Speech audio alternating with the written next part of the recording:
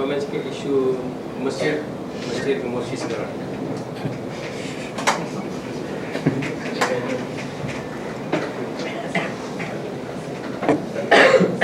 Tuan-tuan dan puan-puan, bismillah.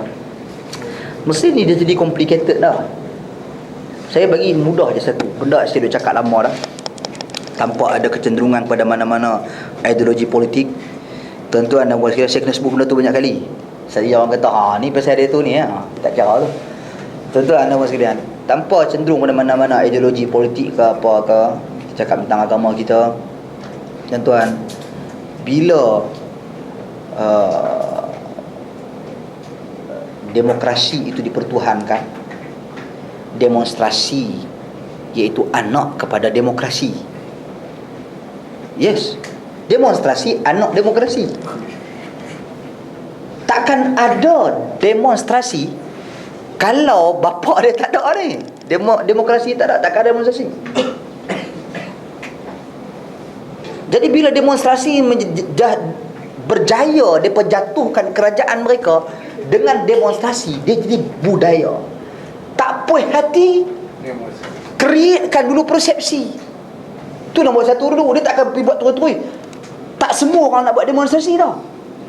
Tapi dengan persepsi, benda tu boleh berjalan dan boleh hidup dalam jiwa masyarakat. Create persepsi, bangkitkan kemarahan orang, bawa cerita. Wallahu alam tentang Mursi, saya tak tahu tentang Mursi. Yang saya tahu masa nak dilantik dulu, betapa dia diangkat, dipuji, dipuja. Bahkan dibandingkan dia pun dengan pemimpin kita apa ada. Bahkan dibandingkan dengan pemimpin sebelum dia, tak payah dua abang lah. Mursi ni malam, saya ingat lagi, malam perlantikan Mursi tu, malam tu ataupun sehari sebelum tu, saya ketika itu berada di Kelantan dalam satu forum di Kota Baru, di Balai Islam di sana, yang dianjurkan oleh kerajaan negeri dan beberapa orang tokoh yang lain. Masa tu ada tokoh ni pun sebutlah, kata tahniah kepada Mesir memiliki pemimpin yang sangat baik, bagus apa semua ni, kedudukan dia, keilmuan dia, bagaimana penghayatan agama dia, hafiz Quran, isteri dia hafiz Quran, anak dia pun hafiz Quran. Alhamdulillah. Kalau benda baik, tak apa-apa masalahnya, tak ada masalah. Tuan-tuan, cuma bila benda ni berlaku, bila dia naik dengan demonstrasi, dia jatuhkan pemimpin yang sebelumnya dengan demonstrasi. Sekarang ni dia akan dijatuhkan dengan demonstrasi. Tak dan dia nak merintah pun sebenarnya. Dia duduk sibuk dengan demo saja.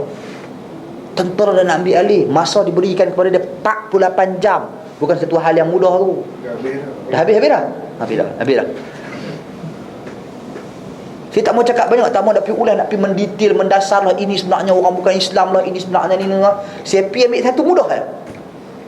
Demokrasi, bapa, demonstrasi, anak. Pertuhankan demokrasi sampai kepada mengharuskan semua yang terhasil daripada demokrasi, tanpa ada pengawalan, tanpa ada penyekatan, tanpa ada kawalan, tanpa ada sekatan. Tuan-tuan, dia akan mendatangkan mudarat yang lebih besar. Bayangkan dalam keadaan demokrasi terkawal seperti kita pun. Terkawal, dia kira terkawal.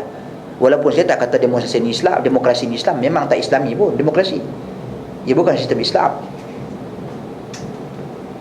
Walaupun kita kawal demokrasi berperlembagaan negara kita, pun bermasalah, tuan-tuan dan puan-puan sekalian. Apatah lagi mereka yang cuba mengamalkan demokrasi mutlak. Perkara-perkara yang telah gagal Barat menyekat, tuan-tuan dan puan-puan sekalian. Di Amerika apa yang berlaku, di London, UK apa yang berlaku, di Denmark apa yang berlaku. Semua perkara-perkara yang seperti ini telah membuktikan bahawasanya ia bukan satu sistem yang baik dan terbaik untuk manusia. Namun pendekatan kita bila kita duduk dalam sistem ni, dah duduk dalam sistem ni, apa yang mampu kita buat? Kita perlu berusaha untuk tutup ruang-ruang yang boleh mendatangkan kemudaratan yang lebih besar. Itu kerja kita. Tapi kalau kita support kemudaratan tu, seperti apa yang berlaku di Mesir, duduk support pula, duduk demo pula, sampai bergaduh, sampai membunuh, sampai ni, tuan-tuan dan puan sekalian, ia akan jadi lebih parah. Inilah kesannya Bila pasal apa? Pasal orang dah berasa kejayaan berjatuh, apa yang mereka tak suka. Jadi masa ni lah orang mudah sebarkan fitnah. Orang manfaatkan internet, orang manfaatkan blog. Dia tak sampai berapa lama pun tak ada nak merintah, tak ada nak buat apa. Mursi, orang kata la lil mursi, ada kata na'am lil mursi.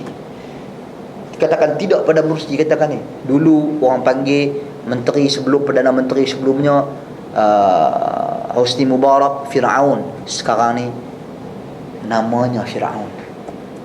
Orang letak pada dia pula Firaun. Demikianlah manusia, tuan-tuan dan puan sekalian. Demikianlah manusia. Jadi bayangkan, kita bukan cakap berkenaan dengan parti mana-mana memerintah negara ni, parti mana-mana pun, tapi kalau sekali berlaku berjaya menjatuhkan mana-mana pemimpin negara, pemerintah negara dengan demonstrasi, percayalah yang dijatuhkan itu akan menggerakkan semula jentera-jentera di bawahnya untuk menjatuhkan semula pemimpin yang bakal datang. Maka dia tak akan mampu ada kerajaan yang stabil. Tuan-tuan dan puan sekalian, di barat, kita ambil di barat, berapa banyak kes yang berlaku seperti di Timur Tengah. Berapa banyak pemimpin-pemimpin mereka jatuh akibat demonstrasi jalanan, turun. Tak ada, mereka tak pergi, tak itu, tak turun, buat tak tahu aja. Tuan-tuan dan puan sekalian, itu adalah realiti di barat. Tapi di negara Arab, berapa negara berlaku ni? Sebab tu Nabi banyak pesan benda-benda tentang fanatik, tentang hulu belampau. Nabi pesan suruh kat orang Arab ni. Dia memang lebih-lebih. Di Bahrain dia pun nak buat, di Bahrain pasal ada pengaruh Syiah. Di Syria ada pengaruh Syiah. Di Libya, di Mesir, di Tunis. Tuan-tuan dan puan sekalian, ni dia perlu buat kan? Dia nak panggil Arab Spring.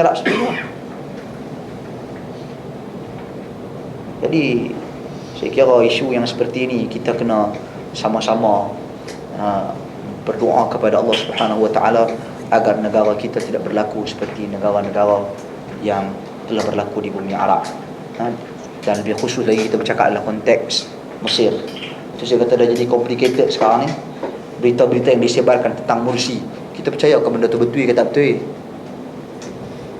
Benda berita-berita yang disebarkan tentang rakyatnya, tentang ada gerakan di sebaliknya, kita tak nafikan, sudah tentu ada campur tangan daripada luar. Orang, Nabi sebut pada dalam hadis, inna syaitan qad ya'isa an yu'bada fi jaziratil Arab walakin tahrish bainahum.